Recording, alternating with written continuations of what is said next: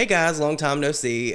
For those of you that follow me on Twitter, you would know why I have been gone and why I have not been uploading. I have been very, very sick, but I feel like I'm on the mend now. I tested negative and I wanted to get on here and I wanted to make my video about Sinead O'Connor. Now, I'm sure that you guys probably know at least one song by Sinead O'Connor because she was a smash hit in the early 90s with Nothing Compares to You, and a lot of people love that song, and that's really why I wanted to make this video, because there's so much in the backstory of Sinead O'Connor and her whole life that you'll never get from just this one amazing one-hit wonder song that she put out. So I wanted to come on here and I wanted to share her trials and tribulations because there are a lot. And I also did a poll on this and a lot of people said that they would rather have this opposed to the Audrey Mess story. I'm still going to be doing the Audrey Mess story eventually, but we'll get into that another time. But for now, let's just jump into this video about Sinead O'Connor. If you guys like this kind of content, please let me know down below by liking this video. And if you like me, please subscribe to this channel. So with all that said, let's get into it.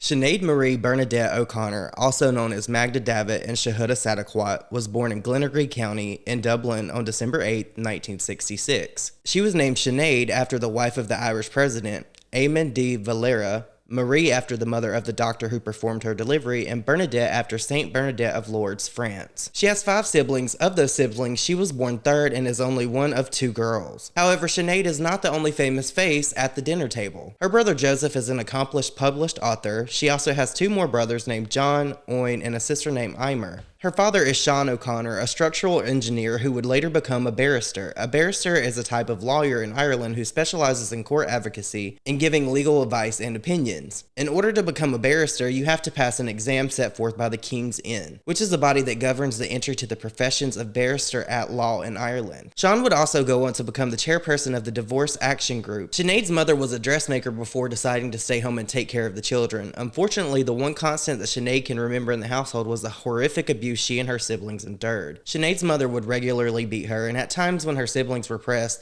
they did admit that there was abuse from their mother, although Sinead accused both of her parents of abuse, and her siblings do not seem to share the same opinion of their father. Now I want to talk about the abuse claims. Now, the abuse that happened to Sinead as well as her siblings is very, very triggering for some people, so if you want to skip this part, I totally understand, but there are some very bad things that went on between Sinead and her mother that I feel like is important in sharing when I'm talking about her story, so I'm going to get into that. I'll put a timestamp that you can fast forward to if you do not want to hear the abuse claims. It'll be on the screen somewhere here. Now, when Sinead was 8 years old, her parents did separate. At the time in Ireland, there was no divorce. You literally could not get divorced. Once you get married to someone, you're stuck with them for life. Well, that's basically how it used to be. And when her father left, obviously her siblings were very upset. But they used to play in this shed in the backyard that their father had built them, and her mother was so angry with the children for being upset over the loss that she said, if you love him so much, then you can live in the garden. And from that day on, they basically lived in this shed. The day my father left, we were very upset. My father had built us a shed in the garden, a hut to play in. My mother was so angry at us for being upset that he left that she said, right, if you love him that much, you can live in the shed. So from the day he left, we were living in the garden for months.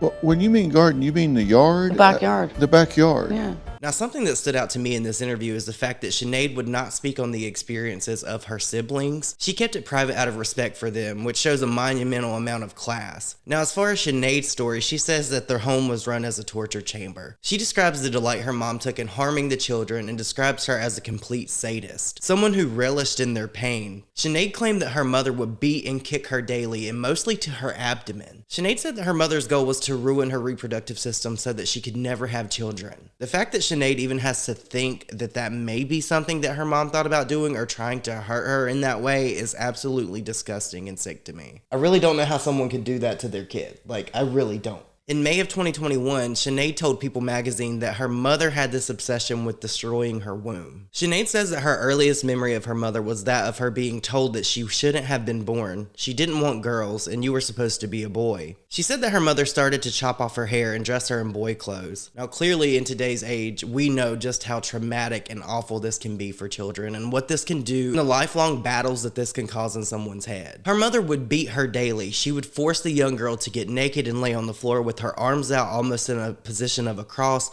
so that her abdomen and all her vitals were open to blows. Now, what was her mother's goal in these beatings? It was to burst her womb so that she could never have children. And this went on from the time basically that Sinead was born up until she was 13 years old. She says that her mother could be stomping on me with her feet and the phone would ring and she'd pick it up with Sinead still under her foot on the floor. And her mom would just go on with this conversation while she was doing this like nothing was going on. That is really truly warped. Sinead remembers being 5 and having to go on an outing with her mother, and her mother was putting her into a dress that used to belong to her sister. Now, Sinead mentioned that there was a button missing from this dress, and this alone was enough to cause her mother to go into just a complete meltdown. And Sinead's own words were that she beat the shit out of her. And her mother even took the light bulb out of her room and locked her in her bedroom with no light, no nothing. This can cause literally so many different things. This can cause PTSD. This can cause mental breaks. This can cause so many different things that can affect a person throughout their whole entire life. Sinead would go on to explain a lot of what happened to her on the Dr. Phil show. I'm going to put in a few clips here for you guys to understand and see just the gravity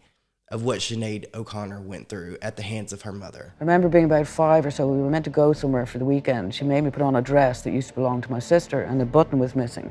She beats the out of me because the button is missing off the dress, takes the dress, takes the light bulb out of my room, locks me in my room, and then everybody leaves for the weekend.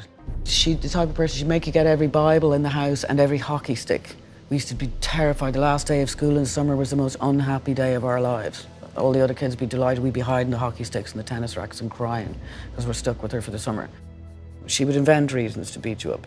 Like she'd say the lampshade is crooked. My job was to clean a house. So if I left the lampshade a bit crooked after I dusted it, she'd beat the out of me. Daily this went on. The only thing you'd be sure of every day is you're gonna get the kicked out of you when you hear the steps of her waking up. Literally me and my brother used to pee our pants. How long did this go on? Till I was 13, I ran away. She used to make me say over and over, I'm nothing, while she was beating me.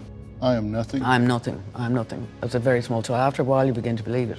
Now, by the age of 15, Sinead and her mother had finally had enough of one another. They couldn't stand to be around one another. Sinead just needed to get away, and she ended up going to live with her father. And much like the story of Jenny Jones in the video I made about her, Sinead O'Connor also had some truancy going on. She was missing a lot of school. She was shoplifting, getting in trouble, just doing petty things that kids do when they're going through things at home. But ultimately, this would end up with Sinead being put into a Magdalene asylum. For 18 months, so a year and a half of her life, she spent in this Magdalene asylum. Now, these asylums were used to house fallen women who were taken in for charges of prostitution, unwed mothers, or generally any female who did not have familial support. But in a lot of ways, Sinead was actually thriving there. That's when she found her footing. That's when she found who she was. She was sent to An Grianan, a reform school north of Dublin run by Catholic nuns. In that building, which is now abandoned and crumbling, Sinead says she was treated more like a criminal than a victim of abuse. You were locked up. There were bars on the windows and the doors were locked and you were in prison. And I basically spent the 2 years in there crying all day, every day, basically begging to be let out. And, you know, people didn't visit the girls in there, nobody. You didn't see your family, nothing, you know what I mean? It was awful.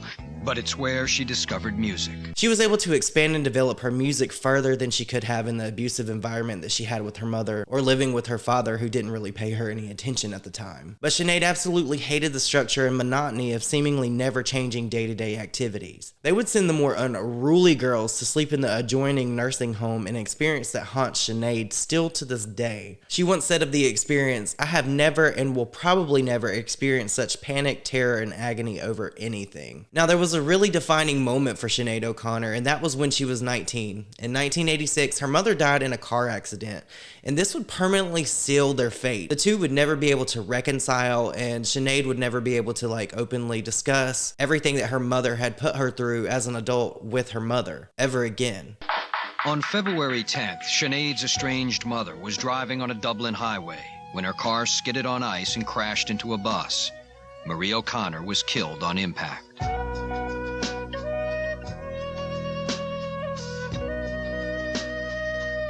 Sinead had barely spoken to her in 4 years. I don't miss her, to be honest. You know, there was a lot of relief for all of us in her death, and that's a terrible fact of truth, that, you know, our lives were made possible by the fact that this woman was dead. If she were alive, our lives would be hell. We would be in the nut house, all of us. Now at this point, Sinead had somewhat forgiven her mother for the things that she had done and the shit that she had put her through, but Sinead often recalls a time when her and her mother were arguing and her mother tried to gaslight her and basically make her feel as if the things that she did to her did not happen, which is completely sick, gross, and maniacal if you ask me. That's some Kathy Bates misery type shit. How anyone could do the things that Sinead's mother done to her to another human, let alone their daughter, is just like crazy to me. That's like really, really sick when you think about it, right? Like, that's gross. Now, while Sinead's siblings never came out and said anything ever happened to them, her brother Joseph did come out in 1993 to the Irish Times to defend their father. And then a month later, Sinead would make a quote and say, "Our family is very messed up. We can't communicate with each other. We are all in agony. I, for one, am in agony." And that seems to be like a common thing with Sinead and her family. They don't really communicate well, and I'm here to tell you, I understand and relate to that, so I get it.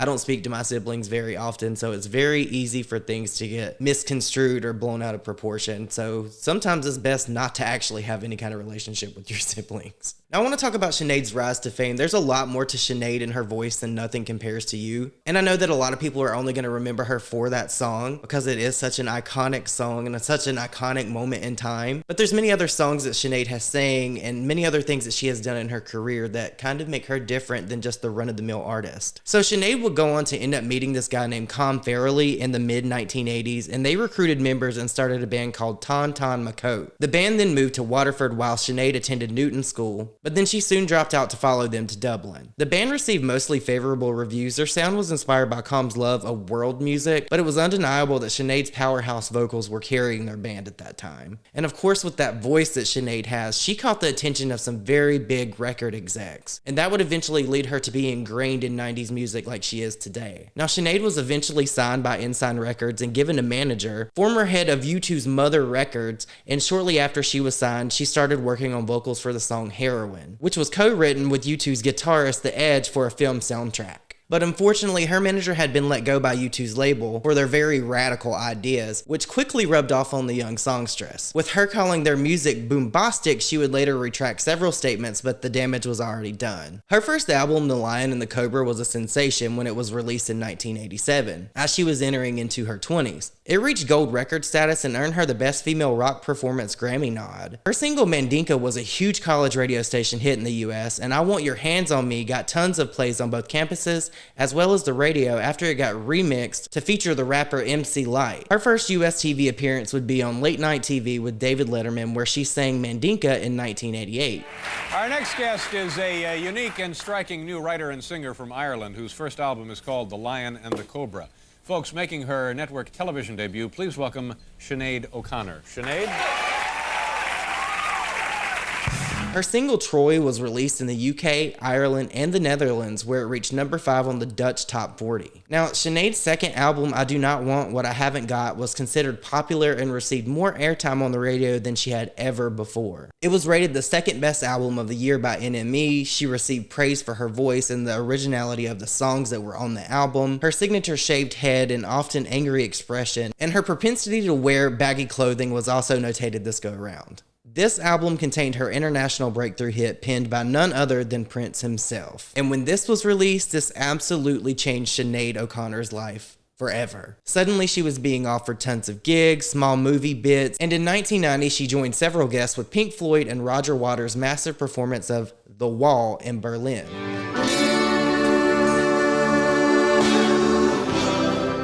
Just a waste of time.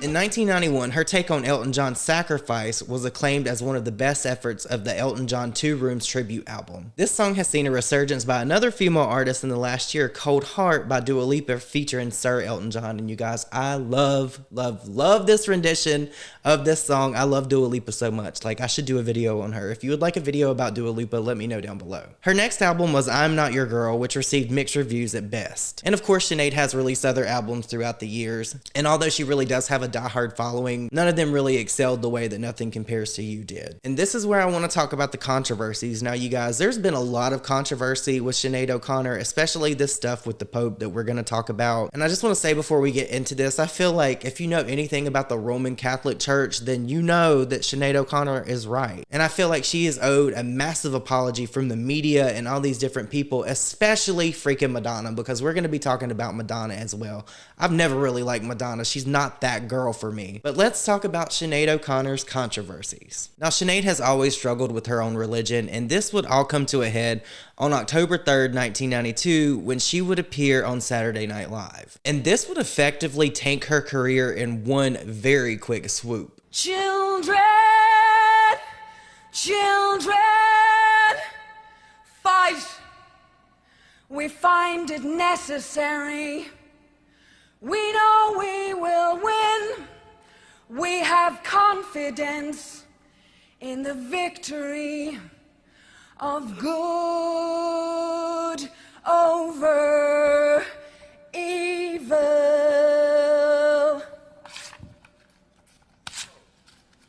Fight the real enemy. But aside from this, Sinead was ordained into priesthood. She has always had a very hot or cold relationship with religion. The singer later explained in greater detail that the act of ripping the photo and throwing it into the camera while shouting, "Fight the real enemy," was actually in protest of the sexual child abuse going on in the church. Going in further detail by saying that it was her mother's picture of the Pope and that it was her way of raging at the torture she went through as a child at her own mother's hands. The then VP of Late Night at NBC is said to have leapt out of his seat in shock at her actions, and her career would suffer for the rest of eternity because of this one action. The network is said to have received almost 5,000 calls in total regarding the incident, with the New York Daily News calling it a holy terror. The following week, the show had Catholic raised actor Joe Pesci, who held up the picture explaining he had taped it back together. To a huge applause, he followed that up with, "I would have given her such a smack." Now, clearly a lot of things have changed between now and then, because he would never have had the balls to say that on TV now, because he would get ripped apart, and rightfully so. But here's where Madonna steps in, and I just have no respect for Madonna as a person because of the things that she's done and said in the past, aside from this, but this right here is just really like the icing on the cake for me. Madonna actually mocked Sinead after singing the hit Bad Girl and holding up a picture of Joey Buttafuoco. As musical guest that same evening, Madonna had a little fun at Sinead O'Connor's expense. 2 months earlier, Sinead O'Connor had ripped up a photo of the Pope on the show. Madonna set her sights a little lower, taking on Long Island's infamous Joey Buttafuoco. Fight the real enemy. Saying the infamous line, "Fight the real enemy," some felt Madonna pulled the stunt out of jealousy, as she had been heavily promoting her erotica album and book aptly titled Sex. And personally, it's just my opinion that Madonna probably did do this for attention. It's like 2022 now, and Madonna is still doing that weird shit on TikTok for attention. And this was clearly a very big thing in the early 90s when this picture of the Pope was ripped up by Sinead. And I feel like Madonna just wanted to get in on that hype train. She wanted all the clout, girl. She wanted all of it. Now, Sinead said that it had been no secret that the two were exchanging jabs through the media. Sinead actually made a comment to Spin in November of 1991 that said, "Madonna is probably the hugest role model for women in America. There's a woman who people look up to as being a woman who campaigns for women's rights. A woman who, in an abusive way towards me, said that I looked like I had a run-in with a lawnmower and that I was about as sexy as a Venetian blonde. Now there's a woman that America looks up to as being a campaigner for women, slagging off another woman for not being sexy." And I know the elder gays are going to come for me, but I don't know who gave permission to Madonna to act this type of way, because Madonna, you are not that girl. You're not. You weren't even back in the day for you to be acting this type of way toward other women. But let me stop before I get into some controversy myself. 2 weeks after her SNL performance, she was set to perform at the Bob Dylan tribute concert, where she was met with a sea of booing fans. Gentlemen, Sinead O'Connor.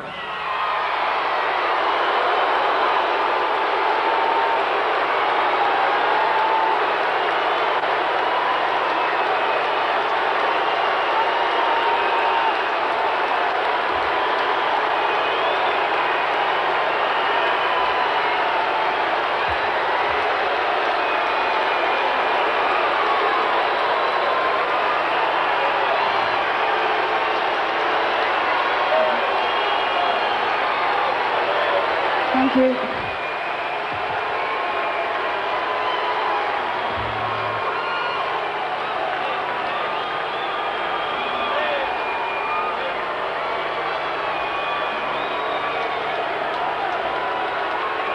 Chris Christopherson infamously told her, "Don't let the bastards get you down." But unfortunately, all of this stuff escalated to a point that Sinead realized that she wouldn't be able to sing the song she intended to, telling the keyboardist to cut it, and then shouted a rendition of War, which she stopped short of mentioning the child abuse, further emphasizing her point. She looked into the audience for a second and left the stage, where Christopherson is said to have had comforted her while she cried. Sinead has said on many occasions that she isn't a pop singer and that her whole focus has always been on being a protest singer. And because of this, Sinead's career has always been rife with controversy, with her at times seeming to lean into it. She's written an open letter to Miley Cyrus on October 2nd, 2013, telling her that it's not so cool to keep sending the message that it's somehow cool to be prostituted, and that women are so much more than their sexuality. She ended it by saying that she wanted to see Miley send healthier messages to your peers, that they and you are worth more than what's currently going on in your career. And I'm pretty sure that this was in response to that whole thing with Robin Thicke. That shit with Miley Cyrus was an absolute mess, girl. Now, Sinead also brought up Prince because obviously she knew who he was. She covered his song, and she said that they never got on. In her own words, she said, "In fact, we had a punch up," and that he summoned her to his house after Nothing Compares to You. She said that Prince told her that he did not like her bringing up bad words in her interviews, and she says that she told Prince to fuck off. Then Sinead said that he got quite violent, continuing that she had to escape his home at 5 a.m. and that he packed a bigger punch than mine. Now, the problem with this is this directly contradicts her 2004 Graham Norton interview, where she said that the story was exaggerated by the press and referred to Prince as a sweet guy. The contradictions about the artist continued flowing in her memoir released in 2021. But unfortunately, with only one side of the story, inquiring minds may never truly know what happened between these two back in the day. But Sinead's resume is actually jam-packed with talented collaboration, and she seems to have the respect of some of the most powerful musicians in Hollywood today. But unfortunately, it seems that all of the fame in the world couldn't bail her out of what happened in 1992 with Saturday Night Live. Now, clearly we've talked about religion just a smidgen in this video and how it's impacted Sinead's life, but this too is also one of the many controversies that people often bring up when talking about Sinead. Now, getting back to the Roman Catholic Church and her tearing up this picture of the Pope on Saturday Night Live, it seems that Sinead was actually onto something, albeit a little premature. She was still right on the money, because Pope John Paul II would acknowledge the sexual abuse going on in the church in 2001. And this would effectively show that while she sacrificed a bit of her notoriety, that it wasn't all in vain. In April of 1999, Sinead went to the Lourdes, France, a palace that is long since known for being a sacred place of healing. She explains that it isn't a vacation spot, that it's a place where people come here and are not on holiday. They really come because they are troubled or have something on their mind they need to pray about. But it's in this French village where it's believed that the Virgin Mary appeared to Saint Bernadette that Sinead would receive a sacred rite of passage of her own, and quite a controversial one at that. Now, Sinead would go on to be ordained by this guy that is considered to be a renegade bishop named Michael Cox, and he gave her the spiritual name Mother Bernadette Mary and said that he believed that Sinead O'Connor will make a really good priest. Now, Sinead was ordained in a hotel suite, and Bishop Cox contacted Sinead about ordaining her after her appearance on RTE's Late Night Show, where she told the host that if she hadn't been a singer, she would have liked to have been a Catholic priest. Now, after being ordained, she wished to be called Mother Bernadette Mary. Now, flash forward to 2007, she told Christianity Today that she considered herself a Christian and believes in the core concepts of the Trinity in Jesus Christ. She said, "I think God saves everybody whether they want to be saved or not. So when we die, we're all going home. I don't think God judges anybody. He loves everybody equally." Now, in another interview in a publication in 2002, she said that she credited her faith with having the strength to preserve her through her childhood traumas. Now, her relationship that she built with this bishop would wither away over time, and so would Sinead's zest for the Catholic Church. Her most recent public feud with Cox would be via text messages in September of 2018, and it would make headlines with her angry, violent text to the 73-year-old, once renegade priest who ordained her would not vacate a church property that belonged to her, which was built in 1844, making their way to the Irish Sun. Angry that the priest would not vacate or remove the property from the church, Sinead exclaimed, "You cheeky cunt, trying to prevent me selling my property? I will come up there and kick the shit out of you. You get your stuff out of my property and off my land by Monday, or I mean it, you will regret it the rest of your life. I will destroy you physically, mentally, emotionally, and spiritually. If my property is not vacated by Monday, I have a private detective following you. I am going to burn every bit of it, and you are still there. You'll be lucky if I don't throw you on the fire as well if you don't get out of my property." Now, the bishop did admit to the Sun that he told her he would leave if she ever decided to sell, and he also told them that he was seeking legal advice over the threats. Sinead was insistent that the Bishop felt that he didn't have to operate the way the lawyers did because of his uniform. Bishop Cox stated to the press outlet that he would be seeking legal advice regarding the text messages. Finally, he left the church, leaving behind very few possessions. He commented and said, "If Sinead wants to burn that stuff, she can." He explained that he always defended Sinead and was saddened as well, as a bit confused as he only was notified of the sale when a for sale sign was erected out front. Sinead ended the back and forth by telling the Sun that he has obstructed the sale since January, that he doesn't live there and has no legal rights to the building as she owned it, and that she needed the money. A month before her text to Bishop Cox, Sinead wrote to Pope Francis via open letter to excommunicate her as she had asked of the previous Pope, Pope Benedict and Pope John Paul II. In October 2018, she shut the chapter of Christianity in the Catholic Church by converting to Islam, saying it was the natural conclusion of any theologian's journey. Her conversion took place in Ireland, where she changed her name to Sinead O'Connor. She took to her Twitter to thank Muslims for accepting her into their faith, although the majority of respondents were not happy with her conversion, and her tweets have since been deleted. She has uploaded videos of herself singing the Adhan, the Islamic call to prayer, and also posted pictures of her wearing a hijab. Adding to her ever-growing list of controversies were her tweets about non-Muslims, Christians, and Jewish people on Twitter. If you have to start a statement with you saying what I'm about to say is so racist, maybe you should just keep that statement to yourself. I'm just gonna say that. Now, Sinead has posted a lot about these different types of topics in 2018, although it looks like the PR has done damage control since her tweets are no longer available. Sinead claims that this was just the result of Islamophobia being dumped on her. Now, Sinead did apologize for the hurt she caused, but the excuse seemed very weak and a lot of people did not accept it, and she didn't really get back in the good graces of the public with this apology. Now, this next bit that we're going to get into can be a little bit dark because we're going to be talking about Sinead O'Connor's son, and that's just a tragic story in and of itself.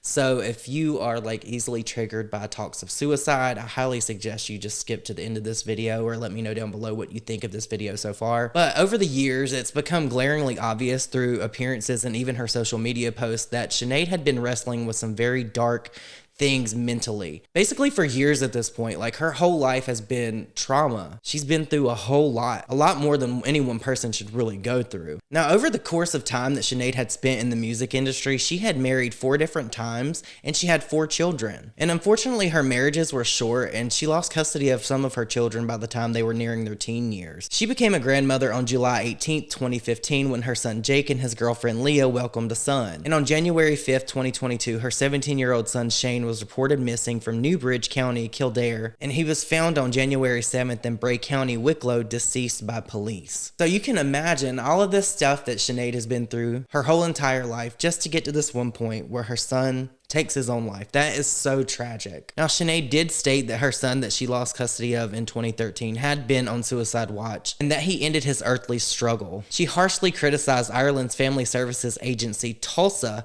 and the HSE, National Health Authority, for their regard in handling Shane's case. Now, 3 days later, she retracted her original statement and made the following statement about Tulsa. Okay, I'm going to do the right thing here and apologize for my lashing out. Tulsa is working with very limited resources. They love Shane. They are brokenhearted. They are human. I am sorry I have upset them. Tulsa did their best. Now, a week after Shane passed away, Sinead actually checked herself into a mental health facility voluntarily, and she indicated that she was having suicidal ideations on Twitter. Sinead has also struggled with her physical health and well-being. In 2007, she announced on Oprah that she tried to take her own life on her 33rd birthday. She's also been diagnosed with CPTSD and BPD. In 2015, after undergoing a hysterectomy after suffering gynecological problems for years, she was triggered back into her childhood trauma, as her mother's goal had always been to lay waste to her reproductive organs. Sinead also claims that she was flung into surgical menopause. She claimed that she was extremely suicidal in a self-admitted basket case. Sinead had smoked cannabis for 30 years before choosing to go to rehab in 2016 to end her addiction, where she was also diagnosed with agoraphobia. In 2017, she posted a 12-minute video on her Facebook, which had the world concerned for her, with her saying that she had wanted to kill herself since losing custody of her 13-year-old son, Shane. And this caused Dr. Phil to reach out, and we all know how popular Dr. Phil is, even still to this day. And he put Sinead in the primetime spot, debuting season 16 of the show, Dr. Phil, where Sinead spoke candidly about her mental health struggles in a bid to destigmatize mental health. And I can only imagine how losing her son really impacted her, because seeing my parents when my brother passed away was was so triggering and so like bothersome to me, and then I saw it again when my sister passed away. Parents should never have to bury their children, and I believe that that is just one of the many things that may cause us to never really hear music from Sinead O'Connor again, which is very sad because she does have the voice of an angel. But you guys, this is the life of Sinead O'Connor. There's many controversies, there's many different things that she's done throughout her career that a lot of people haven't agreed with, but there's also been people that have backed her. Sinead O'Connor is very polarizing, and she was one of the first people, if not the first person, to speak up about the Roman Catholic Church and the abuse that these people were doing to kids. And she basically got her ass eaten alive for it. But you guys, please let me know your thoughts and opinions down below. Did I teach you something new about Sinead O'Connor? Had you heard of her before this? Did you like her music? She is honestly one of the most fascinating people that I've ever read about. I think that she has a kind heart because she's been through so much. And honestly, through all of this, I just wish her well, and I'm sending her healing energy. But you guys, I hope you enjoyed this video. Let me know all your thoughts and opinions down below, and I will see you all in my next video. Bye, guys.